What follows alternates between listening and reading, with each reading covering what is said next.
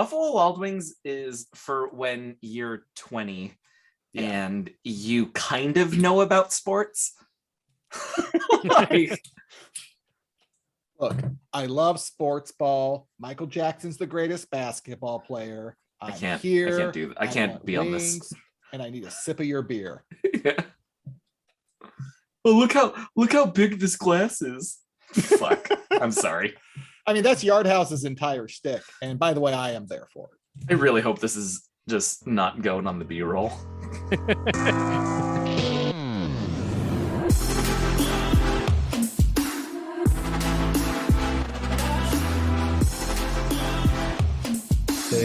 Thank you, Jason, for joining us. Yeah, of course. I know you guys are here to have a rousing discussion, but I'm here to just make dick jokes and really derail this today. Well, that's the whole reason why I figured Pat would it's funny because anytime I come on like a smart show, I'm always the idiot. Anytime I go on an idiot show, I'm always the genius. Well, you're about to be the genius, buddy. Welcome to the show, Professor X. So yeah, exactly. I am truly a dumb fuck. I'm not gonna.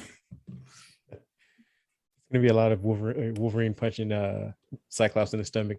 That's so bitch. That's gonna be running over all of us talking. I'm glad Cyclops is the top. That's punishment. Oh God. Well, it's funny. It's actually part of it's in the, I think I said cultural relevance section. You can go see some of the memes. Mm-hmm. And one of them, I love the healing factor. Can't fix the broken heart one with Wolverine. Yeah. That's a real jab by Cyclops. But anyway, my favorite one is when he's looking at the picture, but instead of it's a picture of him punching Cyclops. That is it's in my there. favorite one. Yeah. I may appreciate the one that's the picture of Rogue. I thought that when someone shared that, I'm like, wow. Yeah. Okay, so this is just an Ouroboros of ideas here, just like eating its tail. Well, it's funny that because people use that healing factor one or whatever, the sad Wolverine one. Yeah. For all kind of political things now these days. So it's interesting that it's having this like meme renaissance at the same time that the show's about to come back. Yeah, I mean, we can are we just jumping right into it? Because it's the idea is that it's coming back at a time where it's just like, oh yeah, let's bring this back. It's like, what was the impetus for this? Like, what finally made them go, you know what? Let's take a look at that X-Men cartoon from the 90s. I think enough 40-year-olds with money were like, get this done. I'm gonna assume 40-year-olds with money. That was my first guess. Yeah. It's the reason so many of the commercials now have late 90s, early 2000 soundtracks. Yeah. We've come of age to be those annoying boomer types. Yeah. I want what I want when I want it. Speak for yourselves. We decided before you came on, Kareem, that I'm 58. Yeah. Whoa, where did this? So you actually are a boomer? Is that what you're getting at?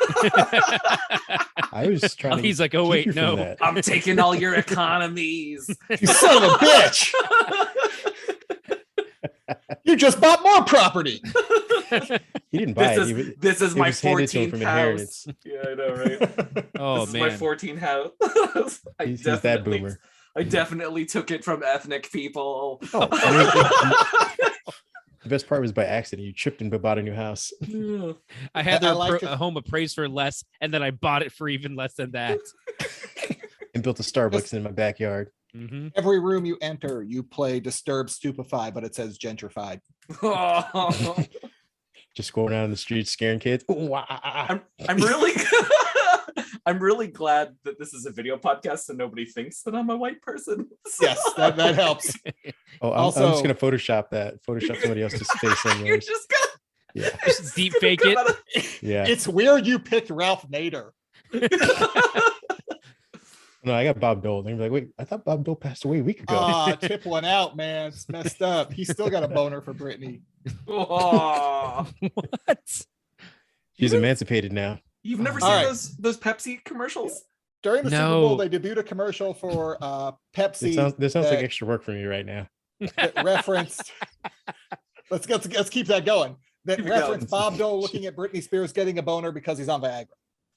Oh my gosh, I did not like.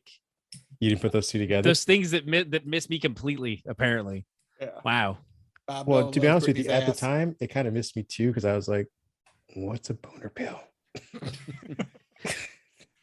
Do you know what commercial really messed me up? And like now I know what it is. That one wasn't it?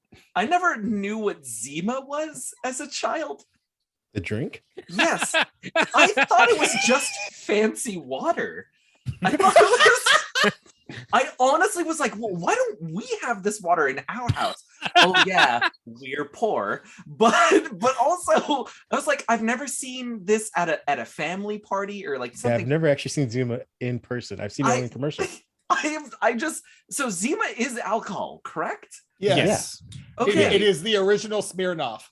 It's the original Smirnoff Smirnoff / seltzer.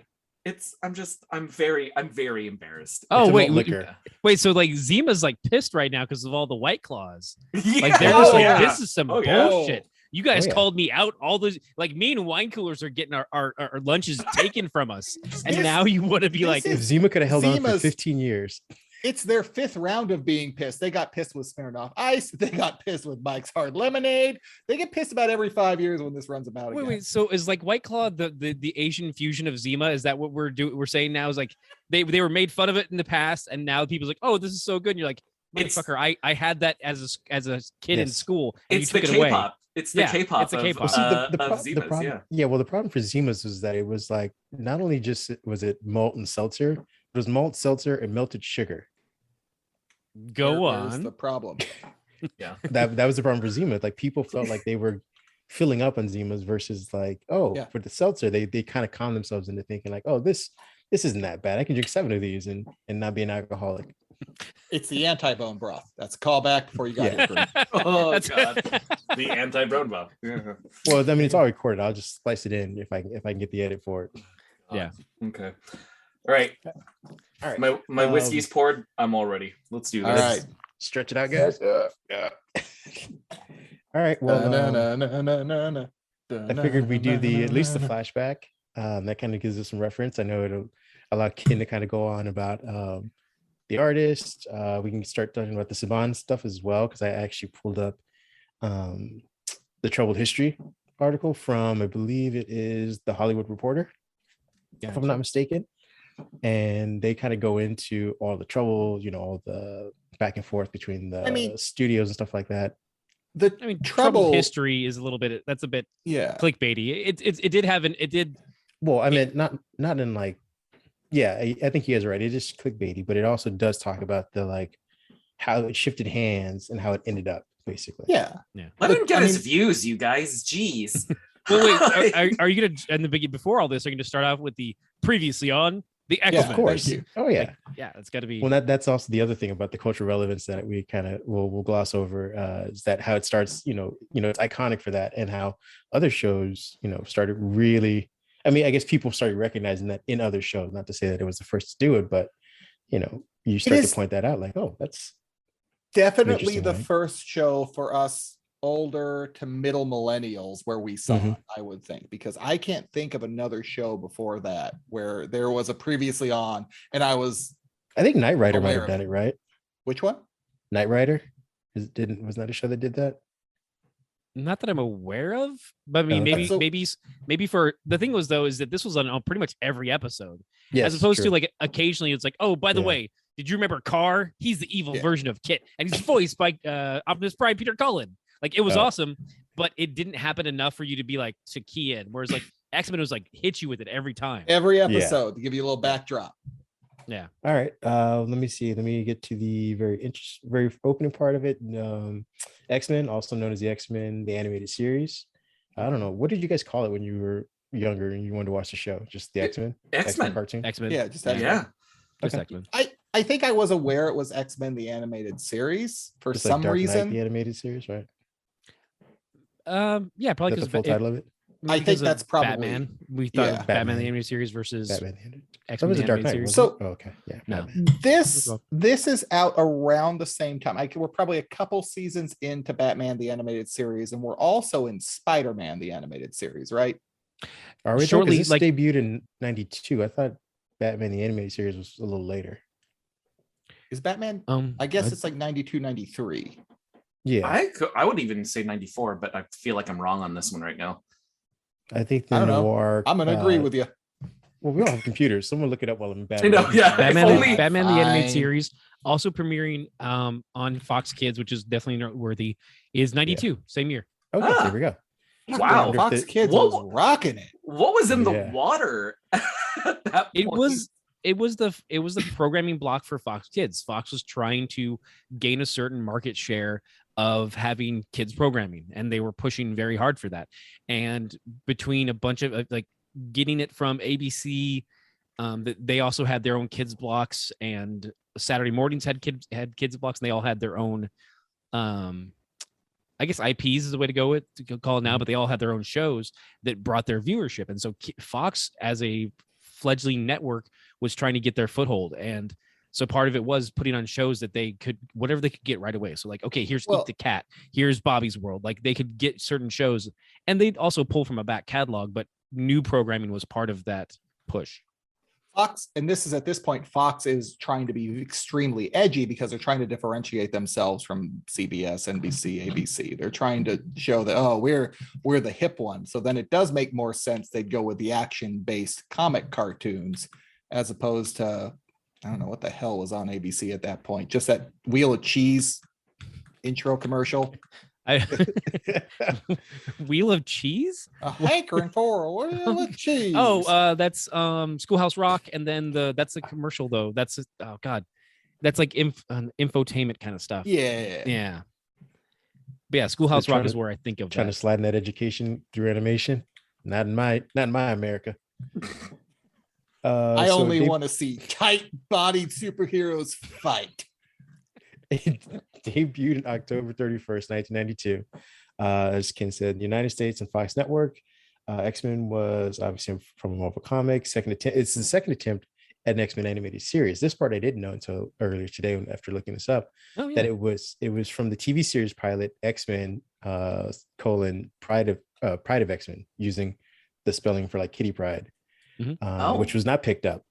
Yeah. But it's a revival of that series. And now they're going to have the revival of this series in 97. So I guess I've never seen the pilot, but it's actually been sold on DVD now these days. Whatever that Pride of not it. legitimately, like at cons, you can get it at some sketchy booth that's selling it. But Pride of the X-Men. Way to just rat everyone out, Ken.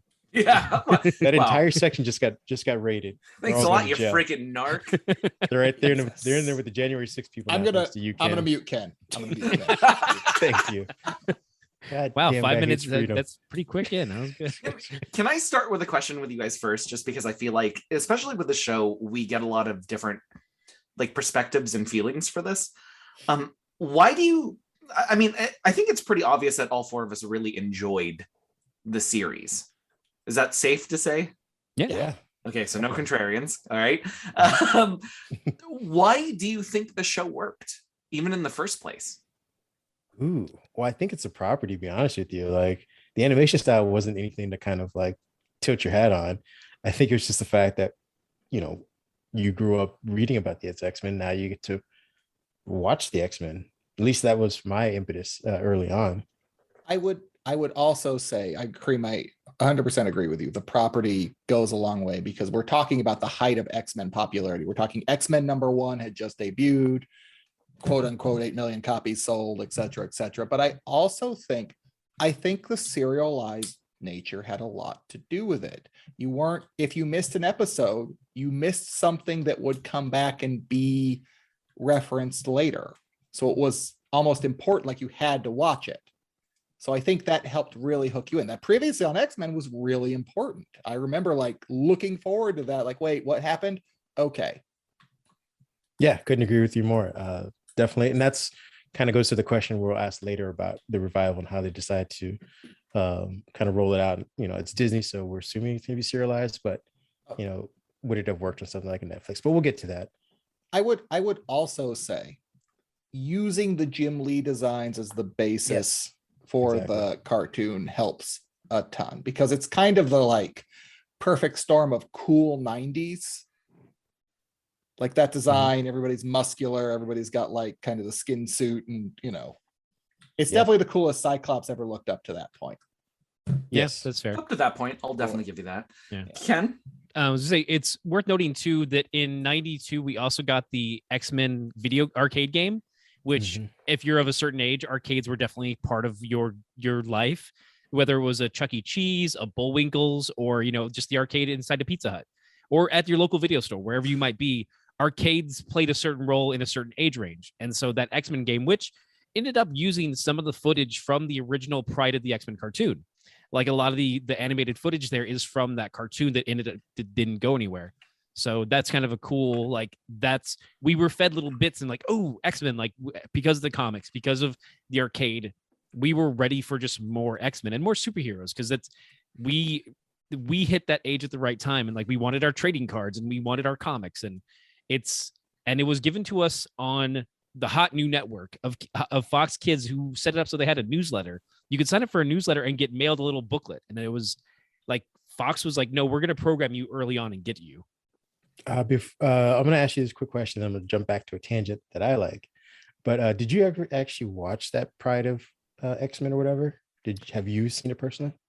Not all the way just through. Know what it's about? Okay. I've seen clips of it, and I've never. Yeah, I've tried to find a good solid quality rip of it, but they're still pretty hard to find. They're all pretty choppy. It's like watching the Gen 13 cartoon that was like voiced by Mark Hamill, and it's like they're just that.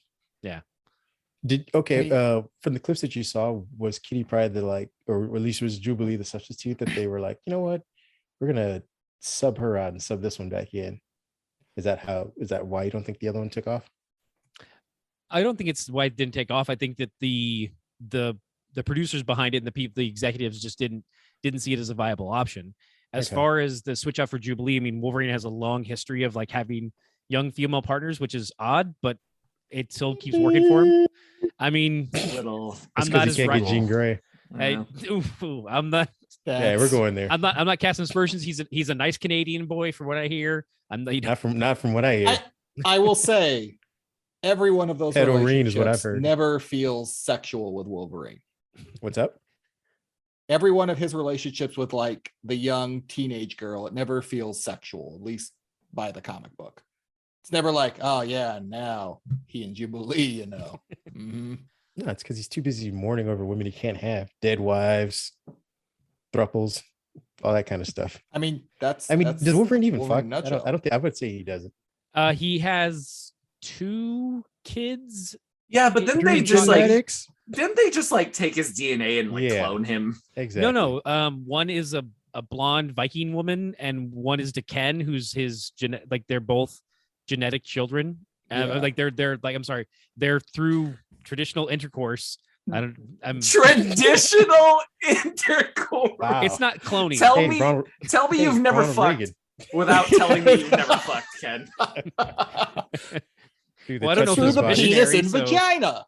Yeah, I mean, in a world where there's cloning and like magical twins, maybe and magical children like Speed and Wiccan, I should clarify traditional intercourse, I think. Okay. Did you say sex? That's fair. I could say sex, but then you're like, oh, well, what is sex? Is it penetration? There's a whole nother conversation about that. And so let's just go with what I said and move on happily.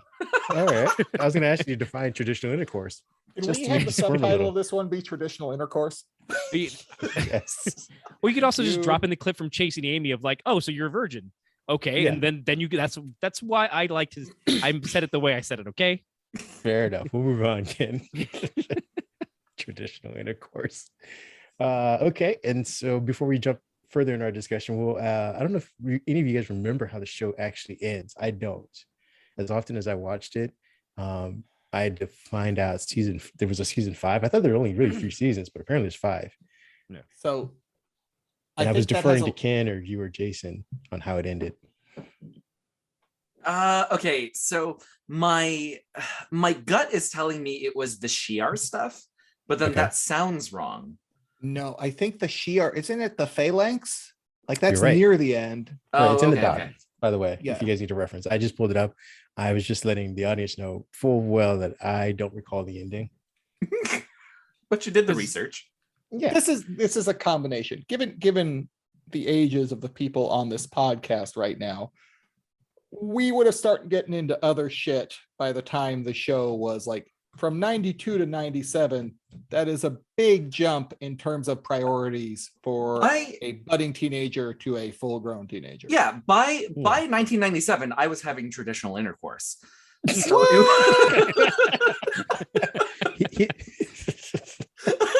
didn't say with what though. Fair point. It's traditional, Kareem. It explains itself. Come on, you guys. You should have traditional intercourse with a pie. I've seen the movie. Every time you say traditional intercourse, I just feel like it's the holiday season. Like an angel gets its wings. Like, This is kind of talk that you get in a Lifetime movie. Hallmark. An angel gets its wings fucked onto it. Yeah. God. But yes, it actually is the Phalanx Covenant. I guess it is. It's like a 2-part season opener. And then you have the episodes, I guess, is Jubilee's Fairy Tale Theater, which is based on, I guess, Kitty Pryde's fairy tale from the Uncanny X-Men 153. So again, and that's another thing that they mentioned is that a lot of the stories were quote unquote original, but inspired heavily from the comics themselves. So you would see themes and obviously characters and stuff like that from the series, but none of it was actually like, oh, that's an actual like one-for-one storyline. Aside from, I guess, the what is it one where Bishop comes in and starts like bitching about Gambit? Days of Future Past. Yeah. Which I is think- not. Sorry, go ahead. No, go ahead. I was just going to say, I understand that they are saying, well, we manipulated it. Some of those are pretty one-to-one. Just you sub Kitty Pryde out for Jubilee. That's not like, yeah, you just picked a different teenage girl, guys. Come on. Fair enough. I just think it's important, right, that they did sub her, right? I mean, admittedly, we replaced. White people. Well, no, but she's Jewish, so off-white and more of an eggshell than anything else. That I'm Mother of pearl. I have Tangentially to. white. I am legally obligated to say that is my wife's joke, who is also Wait. Jewish. Wait, what? Legally, you're required to say what? What? I'm legally obligated to say that was my wife's joke. I'm sorry, what? My wife. Yeah, sorry, because Yeah, you were all over me about this before the recording. it's a house rule. As a hate- gamer, you should understand I it's hate house this rule. so much. The best part is that he covered his legal basis with his wife. Now we're gonna get sued for everything else.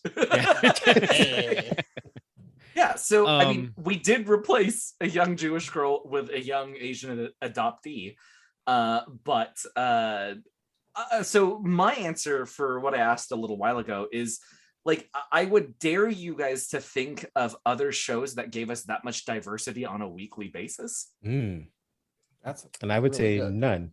I can't think. I mean, aside from like, because I think what was the Sports All Stars one that had Michael Jordan in and stuff like that? That came out, MVPs. Something like that. That Yeah, was it was what, like at least Wayne 7 or 8 Gretzky. years earlier. It was Wayne Gretzky, Michael Jordan, and Bo Jackson. because Bo Jackson. did football and baseball. Yeah. Yeah. Bo knows cartoons, okay? No, ain't that the truth? Bo didn't Doesn't know how to football. recover from a hip injury, but Exactly. Oof. Super oof. Yeah, come at not us, Bo. his fault. He was Slowly. just, it happened too early. Now you can recover from it. Yeah, but yeah, I think so. I'm saying I can't think of that's the other thing, because we were going to talk about competition. I guess Captain Planet. Ooh. What were you, Captain? Well, now I'm Oh, curious. So Yeah, no, yeah, we gotta look it up now. I'm I gonna want to look say it that up. it's within like 2 years of X-Men, though, isn't it? That part I didn't look up. Ooh, But, Captain Planet debuted before oh, There you go. September 15th, 1990. 1990. Yeah.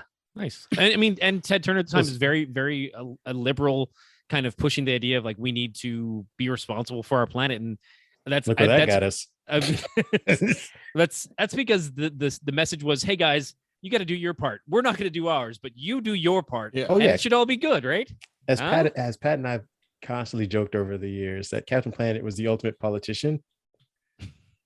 He wasn't actually a superhero. He was like, oh guys, I can help you get where you need to go, but as soon as someone actually needs me to do something, I get touched by any type of pollution. Oh, I'm out of here, gotta go. August I'm Greeley. dirty. Oh, Oh, so no. weak. Like, that's literally what you're here for, man. Exactly. If you I can't withstand it, how are we would- going to withstand it? Now that we bring up Captain Planet, I would argue that Captain Planet deserves a reboot before X-Men. Before X-Men? Before X-Men. Ooh, I know. I mean, those I'm here to fighting start words. fights. I'm I here to mean- start fights. Mm. I don't know if I can disagree because there's so much X-Men. There's been 7 X-Men cartoons since the animated series came out. I was gonna say that's part of the discussion too, is that this isn't necessarily a reboot. This is a The continuation. continuation. Yeah. Okay, that's fair. So, but I do agree that that's a show that could use a reboot for sure. Let's be honest, guys. Nobody wants to talk about climate change anymore. It had its day back in the 90s. Shut up and move on. Oh man, Jesus Christ, Dark. you liberals. Dark. You lefties Yeah. and Why your does it look like Blade cartoons. Runner Yeah. out there? Well, That's Kareem weird. owned the libtards apparently. Damn Jeez, right. dude. Come on, Moving on. man. God, why is everybody so woke on this podcast? It's so upsetting. God. I'm sorry, I didn't say that with enough venom. So woke on this podcast. There, it's Tired Now I of Oprah feel telling me more- what to do. I do a podcast with I won't say which one because I don't want to out the guys who do this to me. But every time I come who on, do this to you? What? yeah, Show us on the doll where they touched you, Jason. Yes, traditional it was intercourse with these traditional gentlemen. intercourse. Traditional intercourse. Not consensual. Okay, Traditional. anytime they start asking me about my opinions and stuff, I'm like super like piece of shit liberal about stuff. And then to reel me back in, they always ask me about guns. And like and I'm like, oh, You should stop going on Fox. I know what you're doing, but I'm still gonna answer your questions. And I get so mad at myself every time. So you want me to recycle my bullets?